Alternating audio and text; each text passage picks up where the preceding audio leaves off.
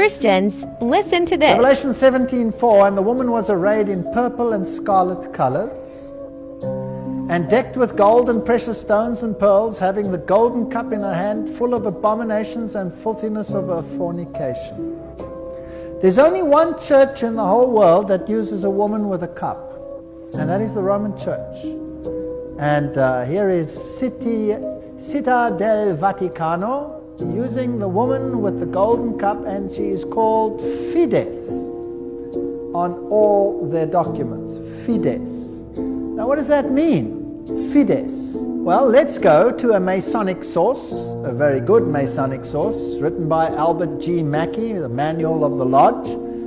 Albert Mackey was a 33-degree Freemason. It'll become clear as we go through the lectures what this means. And he says, the right hand has in all ages been deemed an emblem of fidelity, and our ancient brethren worshipped deity under the name of Fides, or fidelity, which was sometimes represented by two right hands joined, and sometimes by two human figures holding each other by the right hand. Numa was the first who erected the altar to Fides, under which the name, the goddess of oaths and honesty, was worshipped. It means honesty and fidelity, but it is also an image of a female deity.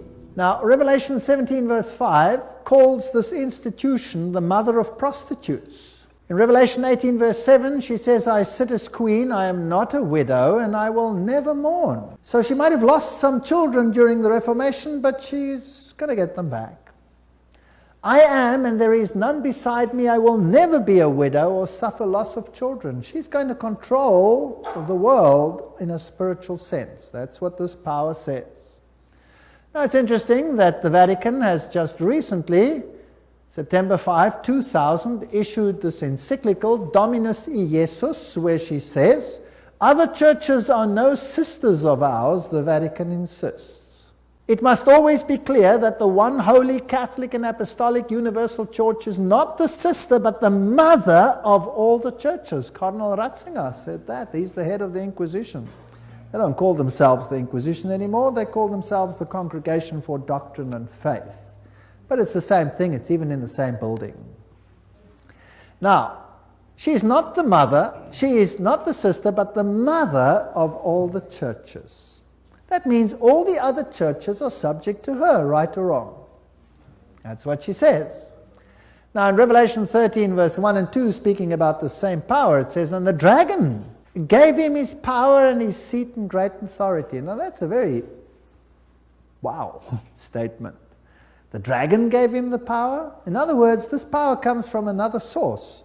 Now doesn't Catholicism preach Christianity? Yes, it does. Doesn't it preach Jesus Christ as the Savior of the world? Yes, it does. But it also preaches mediation through other mechanisms and through the church. Now, it is interesting that in secret societies there are always two doctrines. One for the initiated and one for the goyim, the uninitiated.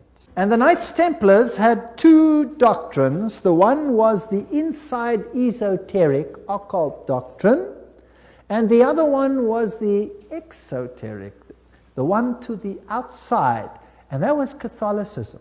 The masses received a religion which the insiders turned on its head.